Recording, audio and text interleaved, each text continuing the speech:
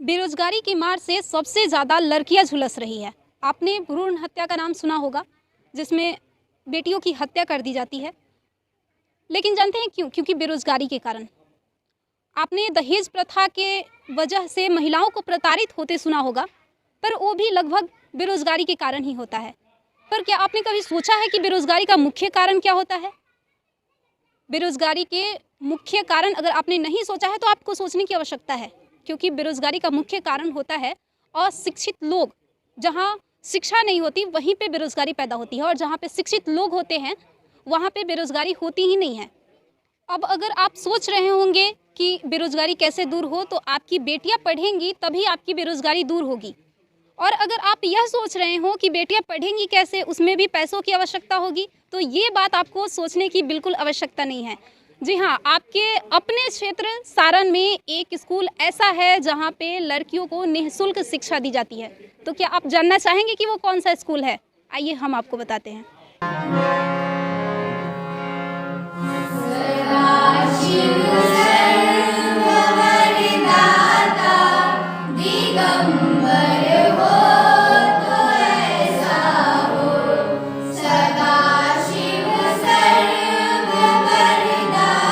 संत जलेश्वर अकादमी लौंगा कला बनियापुर, जहां लड़कियों को 11 साल से निःशुल्क शिक्षा दी जा रही है। यही नहीं, यहां पर 4 साल से सब जूनियर बालिका राष्ट्रीय हैंडबॉल खेल प्रतियोगिता आयोजित की जाती है, जिसमें बिहार के कई राज्यों से लड़कियां आती हैं खेलने के लिए। इस स्कूल से भी लगभग 10 लड़कियां ऐसी हैं जो इन 4 सालों में राष्ट्रीय स्तर पर खेलकर गोल्ड मेडल से सम्मानित हो चुकी हैं। देश के प्रधानमंत्री के द्वारा यह नारा दिया गया कि बेटी बचाओ बेटी पढ़ाओ, तो वहीं इस स्कूल के डायरेक्टर विधान पार्षद इंजीनियर सचितानंद राय के द्वारा यह नारा दिया गया कि बेटी बचाओ बेटी पढ़ाओ और बेटी खिलाओ।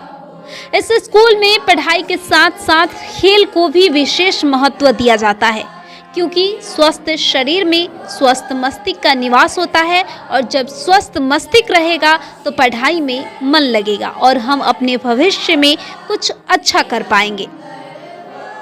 आपको बताते चले कि खेल के साथ साथ संगीत, नृत्य, व्यवहार, संस्कार सिखाई जाती हैं। इस स्कूल में से कई बच्चे आईआईटी के लिए गए हैं, और जैसे कि हम सभी जानते हैं कि आईआईटी न सिर्फ भारत के बल्कि दुनिया के प्रतिष्ठित संस्थानों में से एक है। इस संस्थानों के माध्यम से देश भर के कई उच्च स्तरीय वैज्ञानिक, रिसर्चर, टेक्नोलॉजिस्ट और इंजीनियर निकलते हैं। वर्तमान में इस स्कूल के प्रांगण से लगभग 600 बच्चे का भविष्य 25 शिक्षकों के द्वारा सींचा जा रहा है, जो बच्चे 30 किलोमीटर दूर दूर से यहाँ पढ़ने आते हैं।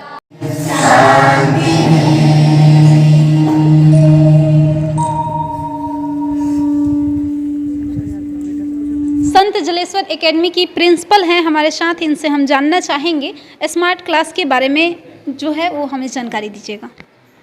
देखिए, स्मार्ट क्लास जो है वो अगर आप ये देखें कि डिजिटल इंडिया जो हुई है जब से, तब से स्मार्ट क्लास का जो इम्पोर्टेंस है वो बहुत ज़्यादा बढ़ चुका है। अभी आप देखिए, पहले के ज़माने में जब हम लोग पढ़ा करते थे, उस समय क्या होता था कि हमारे टीचर्स बोर्ड पे डायग्राम बना देते थे। हमें कोई भी 3D का सेंस नहीं आता था, या हमें कोई विजुअल सेंस नहीं आ पाता था। तो अभी हमारे साथ देखिए कितना एडवांटेज है। अगर सपोज़ जैसे मान लीजिए रिप्रोडक्टिव सिस्टम समझाना है बच्चों को, या डाइजेस्टिव सिस्टम समझाना है, तो अगर हम उन्हें स्मार्ट क्लास में ला करके उसका वीडियो ऑन कर दें कि अंदर में कैसे सारी चीज़ें फंक्शन कर रही हैं, तो that makes a huge difference rather than teaching then just a basic theory. जो आप बुक्स में पढ़ाते हैं, जो थ्योरी आप पढ़ाते हैं, वो क्या होता है, इनफैक्ट बच्चे सिर्फ पढ़ के, और उनको लगता है, या जो हमारा सिस्टम था पहले, कि भाई इसके क्वेश्चन आंसर्स याद करने हैं, क्वेश्चन आंसर्स याद करके नोट्स बनाने हैं और टीचर का सिग्नेचर लेना है, that's done, and after that you have to write an exam.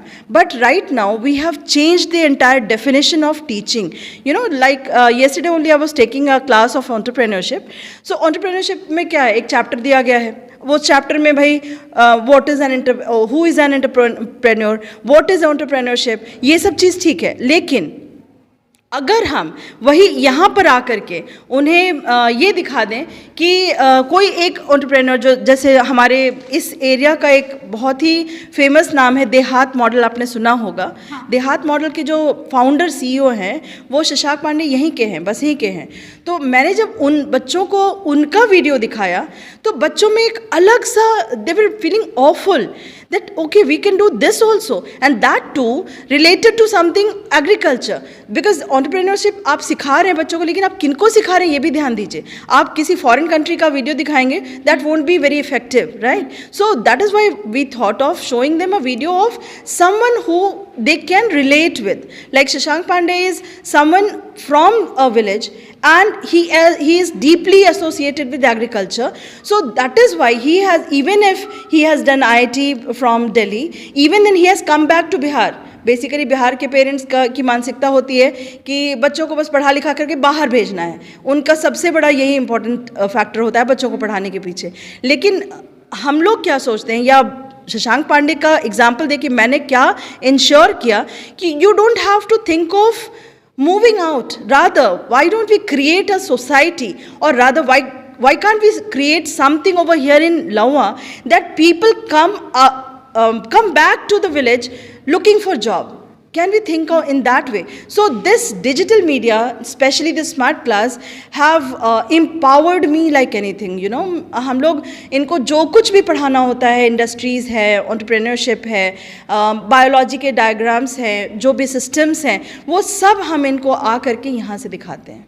अभी हम मैम के साथ चलेंगे क्लासरूम में, क्योंकि अगर फ्री एडमिशन हो रहा है, निःशुल्क लड़कियों की शिक्षा दी जा रही है, तो वो काफ़ी नहीं है इस स्कूल में पढ़ने के लिए। क्या कुछ बेहतर शिक्षा दी जाती है और क्या कुछ विशेष अलग तरीके से आप बच्चों को पढ़ाती हैं, वो हमें बताएं। हाँ, ये बड़ा ही अच्छा प्रश्न है कि how are we different, right? So it's better to show you some examples rather than just speaking about it. Preaching is, practice is better than preaching. So I would like you to come to my KG class. KG जो इतने छोटे बच्चों की class है, वहाँ भी जो teaching होती है that is practical based. It's not only theoretical कि आपने थ्योरी बता दी, बोर्ड पे बना दिया और हो गया, नहीं, we make it very interactive और बच्चे एकदम से उसमें इंटरैक्ट करके टीचर के साथ और उन्हें बताया जाता है। तो आप अभी आकर के देख सकते हैं कि हमारे केजी के बच्चे कैसे करके पढ़ रहे हैं। हमारी टीचर्स में सबसे बड़ी बात जो होती है वो मदरली फीलिंग है। बच्चों को यहाँ मारना अलाउड नहीं है, और इनफैक्ट जो हम वर्कशॉप करा के टीचर्स का सिलेक्शन करते हैं तो उसमें भी इस बात का ध्यान रखा जाता है कि जो टीचर्स का सिलेक्शन हुआ है उनका अगर नॉलेज टेस्ट तो होता ही है, बट उसके साथ साथ हम ये भी देखते हैं कि वो मदरली हैं कि नहीं। Good morning, how are you all? Okay, please sit down everyone. See, a new Didi has come to your class.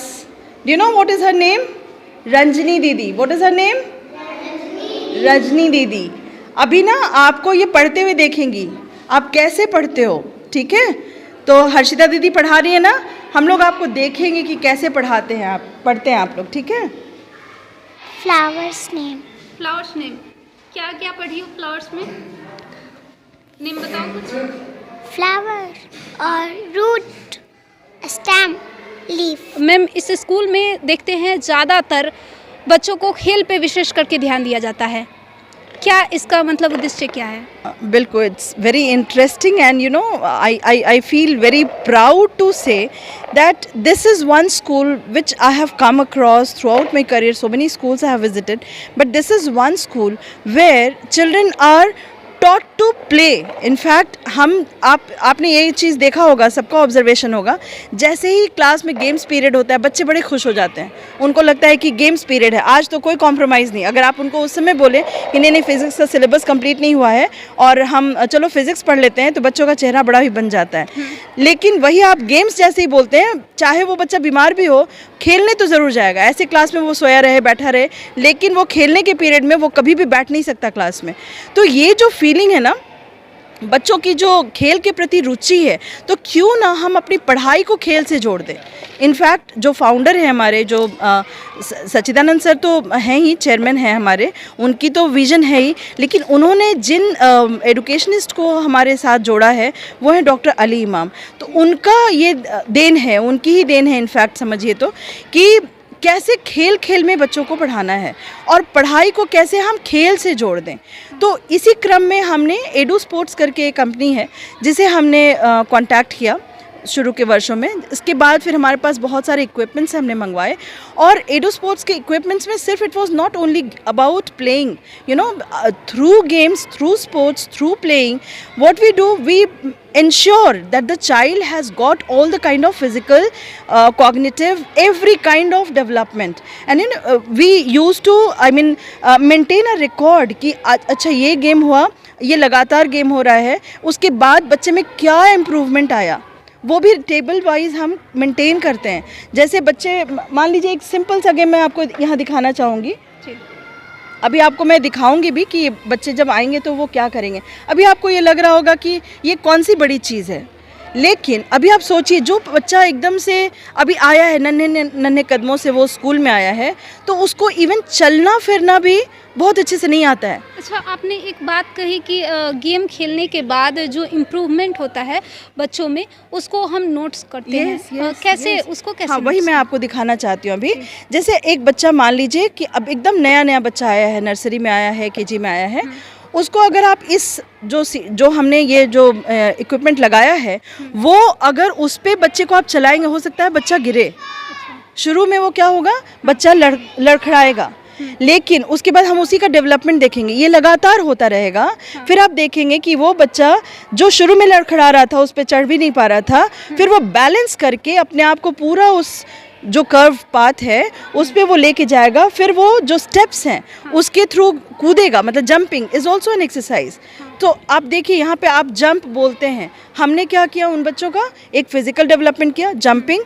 और जंप एक वर्ड है, JUMP। आप ऐसे क्या करते हैं, वर्ड लिखते हैं बोर्ड पे, JUMP, जंप। चलो चिल्ड्रन स्पीक जंप, आप क्या कर रहे हैं, स्पेलिंग याद करवा रहे हैं। In fact what we do, we will just ask the child to jump and they will jump. तो दे विल अंडरस्टैंड कि अच्छा जंप का मतलब ये, बैलेंस का मतलब आप लिखवाएंगे बोर्ड पे BALANCE, लेकिन हम क्या करेंगे, हम बोलेंगे चलो बैलेंस करके वहाँ पे जाना है। अब ये जो बैलेंस वर्ड है, that gets connected through their cognitive ability, कि वो बैलेंस करने का मतलब क्या, तो इस पे ऐसे करके बैलेंस मतलब बिना गिरे हुए चलना। आपने क्या किया, आपने बैलेंस वर्ड का मीनिंग समझा दिया। सिर्फ मीनिंग नहीं समझाया, उसको करके फिजिकली दिखाया। तो आप देखिए कि ये जो गेम्स हैं, अब बच्चे को अगर आप बोलेंगे चलो इंग्लिश की पीरियड है, बैलेंस का स्पेलिंग लिखवाएंगे, बच्चा बड़ा ही बोझिल महसूस करेगा। लेकिन वही आप बोलेंगे चलो आज गेम्स का पीरियड है, और गेम्स के पीरियड में आपने क्या क्या कर दिया, आपने बैलेंस सिखा दिया, बैलेंसिंग सिखा दी, आपने जंपिंग सिखा दिया, और आपने इन सारे स्पेलिंग्स भी को भी एक बार बोल दिया। चलो जो जंप कर रहा है सारे बच्चे जंप की स्पेलिंग बोलेंगे, JUMP जंप। अब आप देखिए कि हमने इस गेम के थ्रू कितना कुछ सिखा दिया। उसके अलावा वहाँ पे आप देख सकते हैं हर्डल। अब हर्डल अगर आप बोलते हैं HURDLE, हर्डल, लेकिन हर्डल हमने दिखाया उसको, this is your hurdle, you have to cross this hurdle. अब सोचिए कि बच्चे को कितना बढ़िया समझ में आ रहा है कि हर्डल क्रॉस करना मतलब ये जो रुकावट है, जो बाधा है, इसको क्रॉस करना है। तो through these type of games, this type of sports, we are teaching them many things. So this is our motto in fact, कि कैसे खेल खेल में सीखना है। इस स्कूल के द्वारा एक स्लोगन दिया गया है, लौंगा टू लंदन। पर लौंगा टू लंदन का क्या उद्देश्य है, क्या मतलब है, अभी हम आपको दिखाएंगे। ले चलते हैं आपको लौंगा टू लंदन। यह बनियापुर संत जलेश्वर एकेडमी, लौंगा कला बनियापुर का यह संत जलेश्वर एकेडमी का यह कोट है। आपको लगेगा कि यह किसी बहुत बड़ा फील्ड है, लेकिन यह छोटा सा एक गांव है, वहाँ पे ये स्कूल अवस्थित है। स्थित है और देख सकते हैं कि इतनी अच्छी सुविधा इस स्कूल में खेल की है और खेल में ही बच्चे कितना अच्छा से पढ़ाई कर पाते हैं। नेशनल लेवल पे गए और वहाँ से भी गोल्ड मेडल हासिल किए। यह सारण के लिए अपने आप में एक गौरव की बात है। बाकी आपको हमने ये बनियापुर का संत जलेश्वर एकेडमी लौंगा कला का दिखाया, पूरा स्कूल दिखाया, भ्रमण करवाया। अगर आपको भी मन करे इस स्कूल में घूमने का और इस स्कूल का माहौल क्या है उसको जानने का, तो आप एक बार इस स्कूल में आइए। स्कूल के बारे में आपकी क्या प्रतिक्रिया है हमें कमेंट बॉक्स में कमेंट कर जरूर बताएं। बाकी मेरा नाम रंजनी सांडिल्य था, जैसा कि आप सभी जानते हैं।